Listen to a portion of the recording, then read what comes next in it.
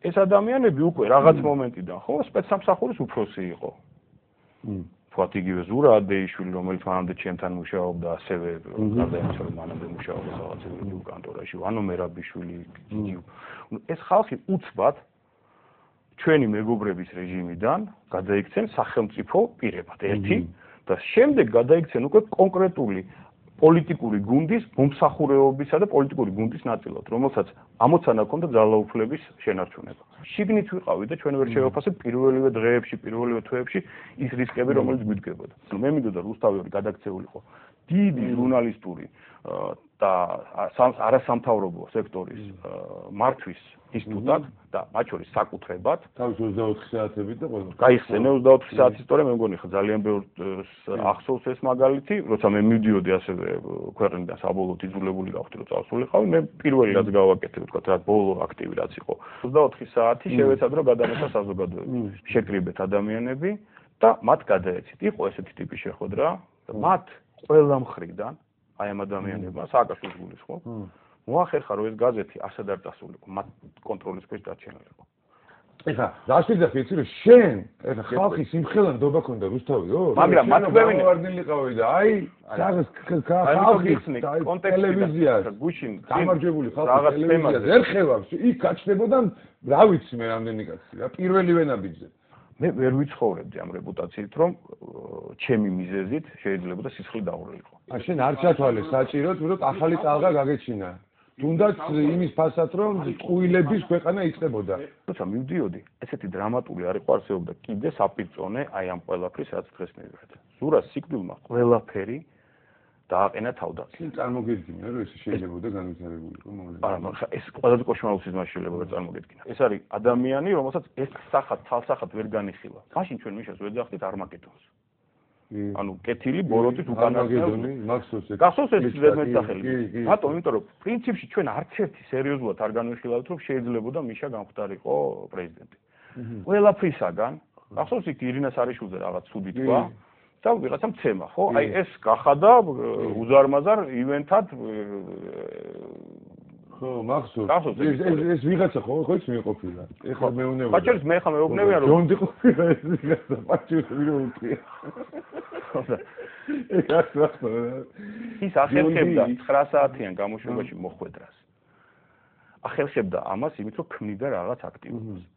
და ასეთი ნაბიჯებით მან და კიდე სხვა რაღაცით მოახერხა რომ აი ამ ტალღაზე სწრაფად დამზადიყო 2003 წლის ნოემბრის დასაწყისში ოქტომბრის დასაწყისში ნათელაშვილი უგებდა სააკაშვილს იგარგებიან მიწები ლასთან რუსველი თავის ბოგემურ ქნართან იგარგებიან წმენანი ჯვართან გადმონხეულნი მარადის ჟამთან თუთაშვილის მომავალი სულ ფეხებზე კიდია საქართველოს ბეები კი მიდიან და მიდიან საქართველოს ბეები კი მიდიან და მიდიან სიტყვაზე ხა დათო ხა დავიდანე ხო ჰიმნის ავტორი კაცია და რაღაც ისეთი ამიტომ არ შევეხე ესე თქვა დათოს ამ კუთხით ხალხაჭერის კუთხით ხო შემართებით და იმით და როგორი იმით მოვდიოდით რა დავის ჰიმნი რო ყველა მომღერლებმა იმღერა და ნიშნავს 96%. დღესაც თქვი ეთერში მქონა საშუალება რომ მე ბევრად უფრო კარგი წარმოდგენა მაქვს, მაღალი წარმოდგენა მაქვს ჩემს სამშობლოზე, ჩვენ ხალხზე, ვიდრე ამ ძალაუფლებას აქვს, ხელისუფლებას არ მინდა რომ უწოდო რა, აი ძალაუფლებას უფრო გაავს ეს ყველაფერი რა. მე მგონია, ჯერა იმ წიაღში, სადაც აღმოვცენდი, სადაც დავიბადე, სადაც გავიზარდე, აი ჩემ მშობლიურ გარემოში, ჩემ მშობლიურ ხალხთან ერთად რა რომ ამ ხალხს ღირსებაც აქვს, ამ ხალხს სულიერებაც აქვს, ამ ხალხს მხნეობაც აქვს, ამ ხალხს მოთმინების უნარიც აქვს და ესე არ ვფიქრობ, როგორც ეს ძალაუფლება ფიქრობს, რომ ამ ხალხს რასაც მინდა იმას დაუმართებ და იმასაც აიტანს, ამასაც აიტანს. ეს შეურაცხყოფელია პირადად ჩემთვისაც და ყველა ადამიანისთვის, ვინც ამ ქვეყანაში ცხოვრობს. არ მგონია ეს უტოპიური იმედი მქონდეს. მე იმედით ვარ, რა თქმა უნდა, მაგრამ ეს არ არის ჩემი ოცნებების სამყაროს იმედი. მარტო, მე ჯერ ამ ხალხის ეს საზოგადოება არსებობს.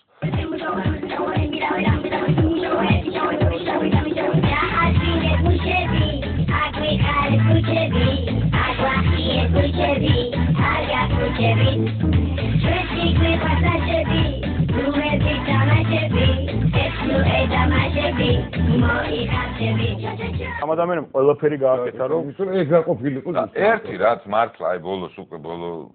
სიტუაციაში გამოჩნდა აი ბოლო ვითარებაში საქართველოში რომ ამ ძალაუფლებას ну ესე იგი ძალიან კაი ბრძოლა შეუძლიათ უიარაღო ხალხთან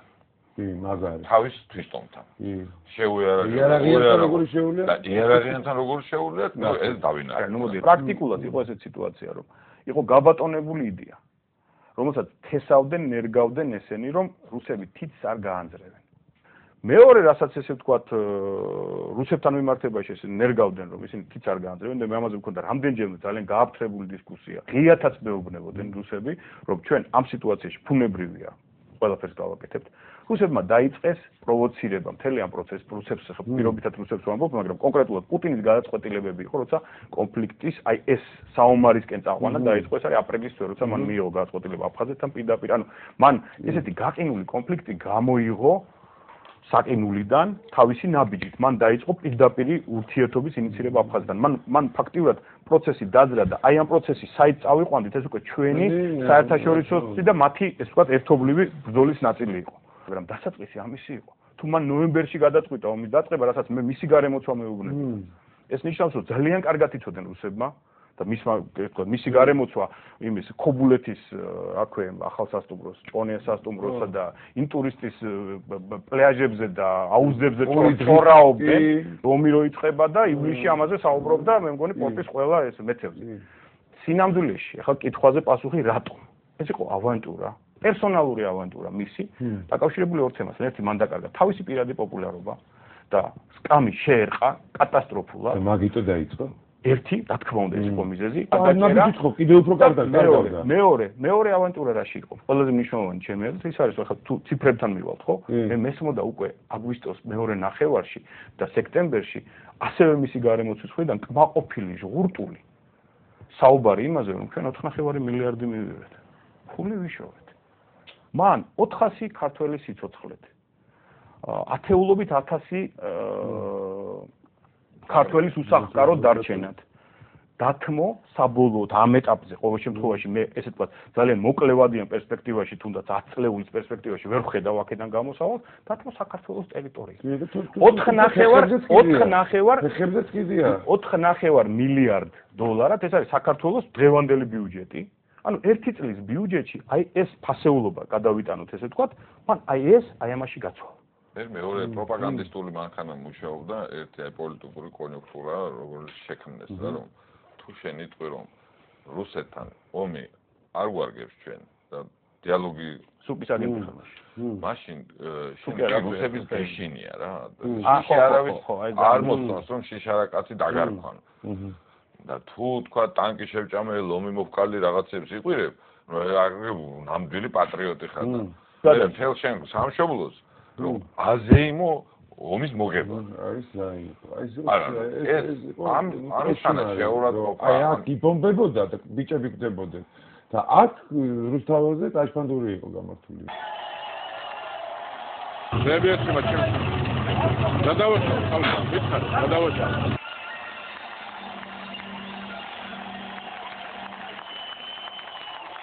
ეს ყველაფერი უნდა იქნეს გამოძიებული და ეს ადამიანები უნდა წარდგნენ სასამართლოს წინაშე. მეორე მომენტია, როცა ჩვენ ამაზე ვსაუბრობთ, ხო? დღეს ტაქტიკური თვალსაზრისით არავინ, მათ შორის ეს თქვა, საკმაოდ ისეთ ჩემთვის საპატივცემულო პოლიტიკური ლიდერები, მე ოპოზიციის ლიდერებზე ვსაუბრობ, არავის არ უნდა ეს ტერმინოლოგია გამოიყენოს, რასაც ქვია ომი,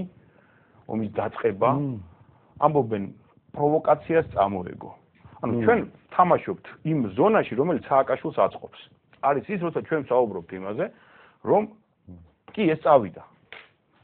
შემდგომ მოცემულობაში ხო ისე მომზადებები არა მეკითხე რა უნდა მოხდეს როგორ უნდა მოხდეს არის ახლა აპარატი 2013 წლამდე აცალოთ რა ბოლო რა და ჩემ პოზიციას როგორ ვაცალო აი ხვალ აი ამის მერე როგორ შეიძლება რომ აცალო ადამიანს თუ ჩვენ გვინდა ოდესმე ამ მოჯადოებული წრიდან გამოვიდეთ თან ერთხელ მაინც ევოლუციურად უნდა მოხდეს საქართველოში პრეზიდენტის შეცვლა და ამიტომ ჩემი აზრი ესეთია რომ ჩვენ ახლა თავარი ჩვენი ენერგეტიკა უნდა მოვახდინოთ ხას უსვამ სააკაშვილი აი ამ ყველაფრის შემდეგ რაც წავიკითხე ხო ერისთვის როგორც ლიდერი აღარ არსებობს ეს ჩემთვის ხანდახან ეჭვი მეპარება იქნება გიჟი ვარ გიჟაბანას თამაშობ